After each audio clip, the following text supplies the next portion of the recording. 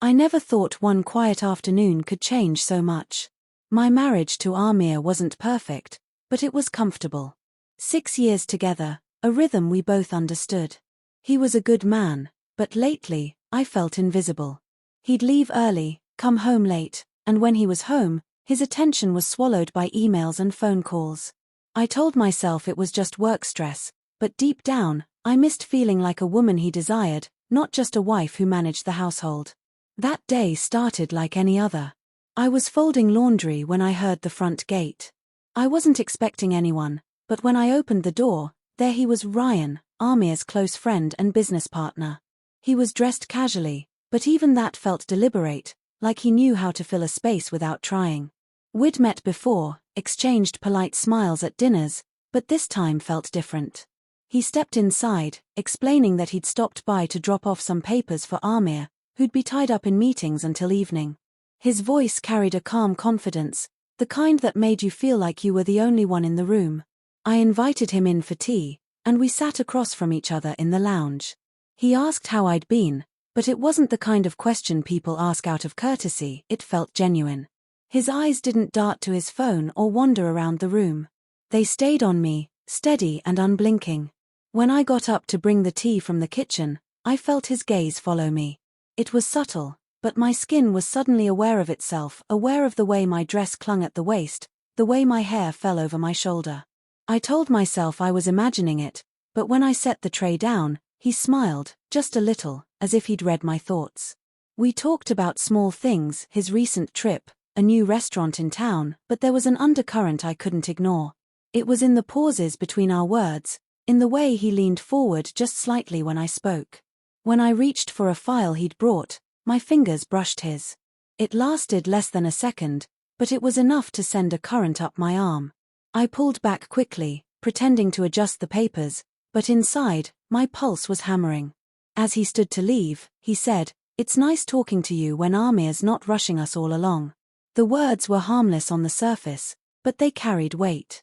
I walked him to the door, telling myself it was nothing, that I was reading too much into it. But later that night, as I lay beside my husband, listening to the steady rhythm of his breathing, I couldn't stop replaying the way Ryan's eyes had lingered, like he'd seen something in me I thought had long disappeared. Do you want me to continue with section 2 in the same style and 500 words? A week later, it happened again. Amir had left early for a client meeting, and I was halfway through organizing the kitchen when I heard the knock. I knew before opening the door who it was, something in the rhythm of it, confident but unhurried.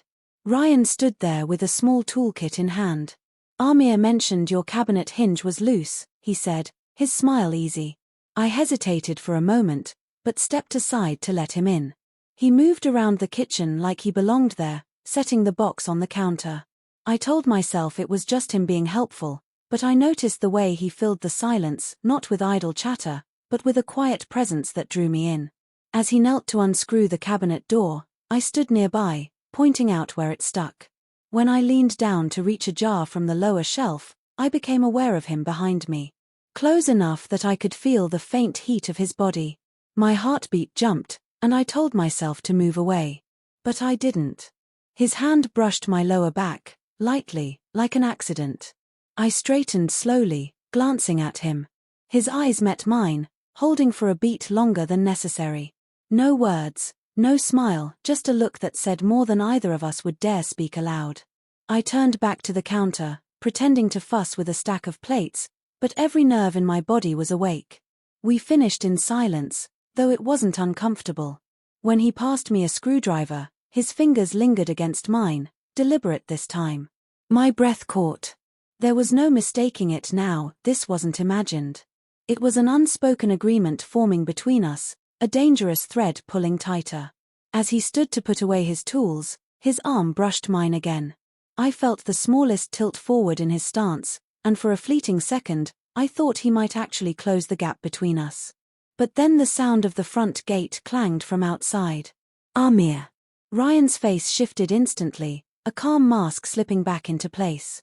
He stepped back, picked up the toolkit, and moved toward the door with a casualness that almost fooled me. My hands were still warm where his had touched them. Amir walked in moments later, greeting Ryan with the easy familiarity of trust.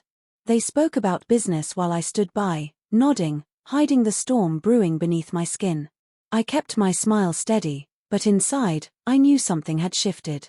The line I'd always believed I wouldn't cross had moved closer, and I had done nothing to push it back. That night, when I closed my eyes, it wasn't my husband's face I saw.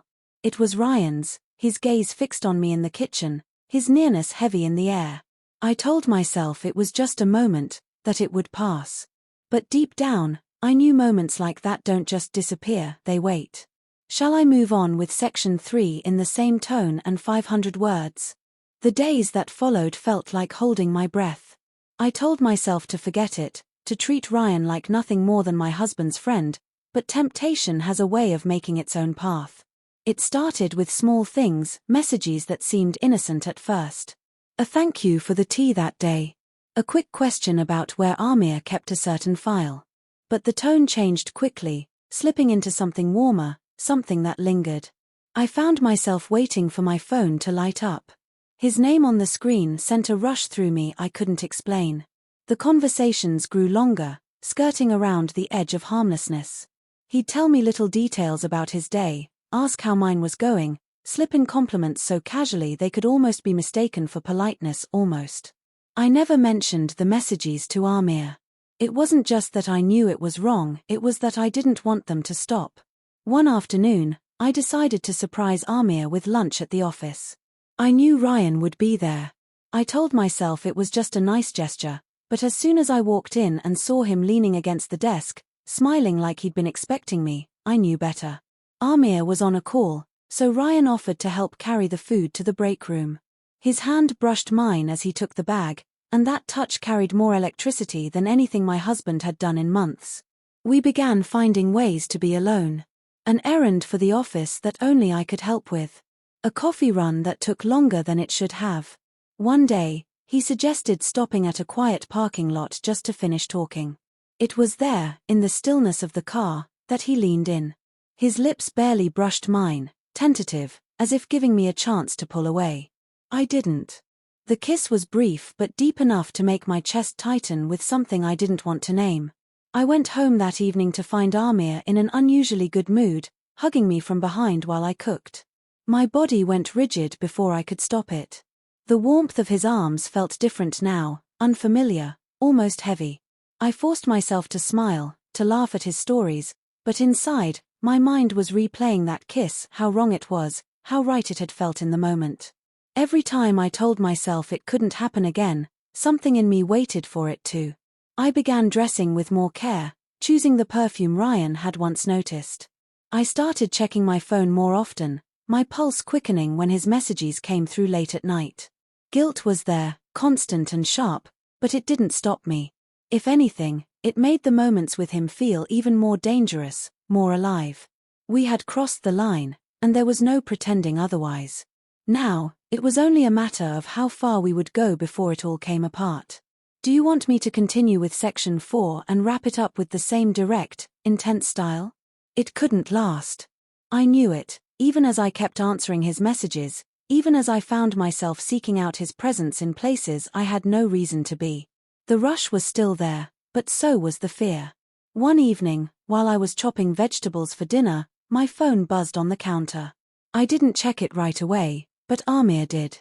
His eyes flicked to the screen, then to me. The message was short, thinking about you. No name, just the words. But we both knew. He didn't say anything that night, not directly. His conversation was slower, his smile measured. I could feel the questions in his silence. The next day, I met Ryan at a small cafe out of town. I told myself it was to end things, but the moment I saw him, I knew I wasn't ready. He reached for my hand across the table, his thumb tracing slow circles against my skin. "We don't have to stop," he said softly, like it was a promise. I wanted to believe him, to imagine this could exist without destroying everything else. But the truth was there, heavy in my chest, we were already caught in something neither of us could control. That night, Amir waited until after dinner before speaking. His voice was calm, almost too calm. "Is there someone else?" he asked. I opened my mouth, ready to deny it, but the words wouldn't come. The silence between us said enough. He didn't shout. He didn't accuse. He just nodded, as if confirming something he'd already known. I watched him walk away from me, into the bedroom, shutting the door quietly. That sound hurt more than any slammed door ever could. I stood in the kitchen, staring at the cold food still on the table, my mind flashing through every moment with Ryan, the glances, the touches, the kiss, and now each memory carried the sharp sting of betrayal. I didn't see Ryan again after that night. His messages stopped, and I didn't reach out. Amir and I spoke less, our words clipped, polite, careful. The house felt quieter, like the air itself was holding back. I thought ending it with Ryan would lift the weight, but instead, it left an emptiness I couldn't fill.